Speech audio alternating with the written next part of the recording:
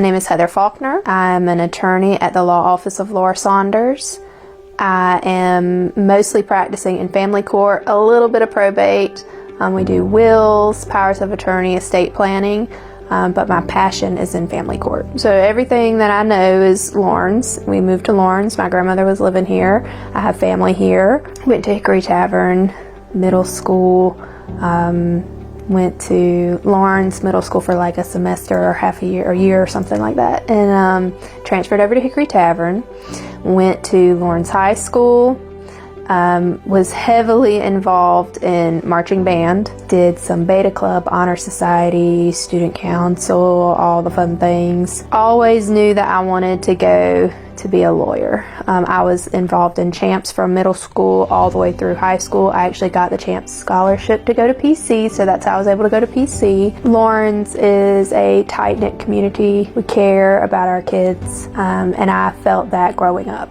And so part of that, I think a lot of that was credited to the Champs program and Dr. Dermond DeSasa, and learning about the churches here, seeing the community come together for students who are not as well off, seeing the community come together during times of trials just goes to show how much we care about each other. And so having that close-knit community was super important to me.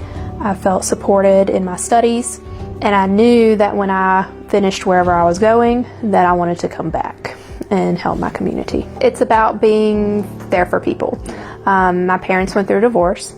My mom remarried, my dad remarried, and it was not always the easiest transition. And so I remember personally in that case growing up, and we had other actions that came about from that divorce where I felt protected by attorneys, by guardians, and I knew that one day I wanted to do that for another child. So that's where family law kind of became the focus, because everybody has a family, and everybody has family drama. So you want to be there for them when their family unit, which is so sacred, is going through something so heavy, so that way they have someone strong they can piggyback on.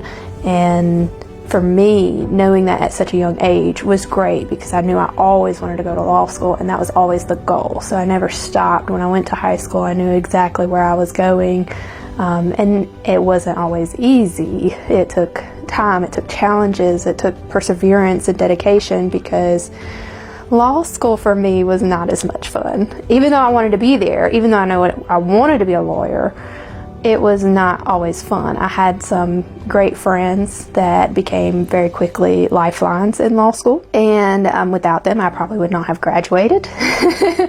But it's a process, and you just have to keep that end goal in mind, and then when you finish, it means something more than just a piece of paper and a diploma. So I graduated Lawrence in 2011.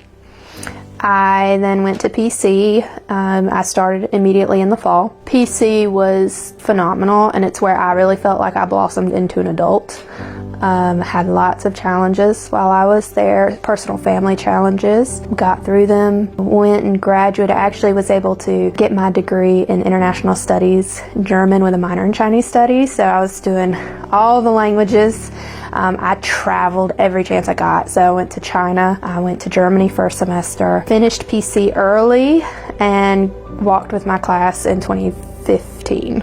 Wanted to go right into law school, and that's where that dedication and perseverance comes into, because I was actually waitlisted the first time I applied. I had to take the LSAT 3 times, and just about was ready to give up and say maybe it's not meant to be when I got my acceptance. So got accepted into law school 2017, went to law school in Columbia. I was married, so I got married in between my gap, and that was kind of exciting and nerve-wracking all at the same time, because when I was touring the law school, I kind of had a little horror story where they said, if you have a significant other, just break up with them because you're not going to make it. And I said, y'all are just crazy, you don't know me.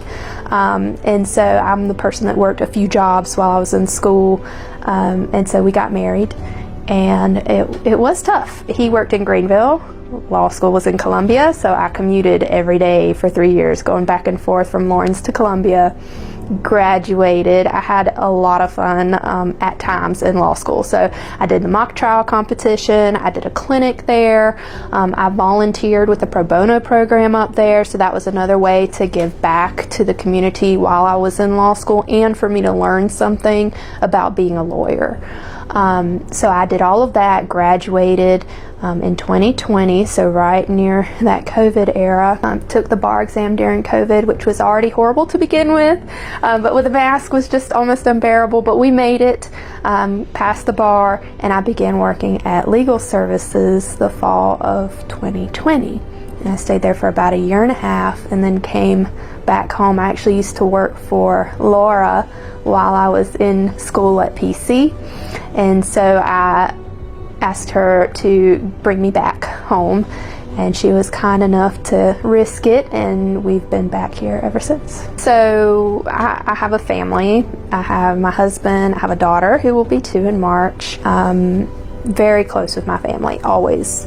And so they're my unit, they're my why. My community is next, and so I want, in everything that I do, I want to give back in some way. I feel like many times people want to become lawyers because they want to make a lot of money. And that's not always the case, and it's really not what the why should be. There's a lot of people who need help, who need legal representation, who just cannot afford thousands and thousands of dollars, and it doesn't make their case, their lives, any less valuable. I like having the client that they just need a little help. They may not be able to afford everything up front, but we want to work with them, we want to give them that guidance, we want to make them feel comfortable. And I want to make some small difference, even if it's just a constant in their life that they can feel like they know what they're doing. They don't have to be afraid to go into a courtroom. They feel like their issues, their concerns are heard and that they're validated in that. And so that's where I'm focused on when I'm meeting with clients, is making sure they're comfortable, making sure I can find a way to make them feel like their lives matter. So I am starting a new adventure with being a professor at PC. So I am getting ready to teach. I haven't started yet, but we'll start this week teaching a mock trial class. And we've had the opportunity since I've come back here to Lawrence to work with a couple interns. We've had interns in this office. We've had interns that are in high school. We've had interns from PC. What separates the best from all the rest is the willingness to put in the work when it's not asked for. To step up and say, I'm just interested in this. Or if you're given a task, try to figure it out and then ask for help. Always try to figure it out first, or say, I think this is the answer, but I'm not sure and I want to run it by you. It just shows the next level of dedication to your field and interest.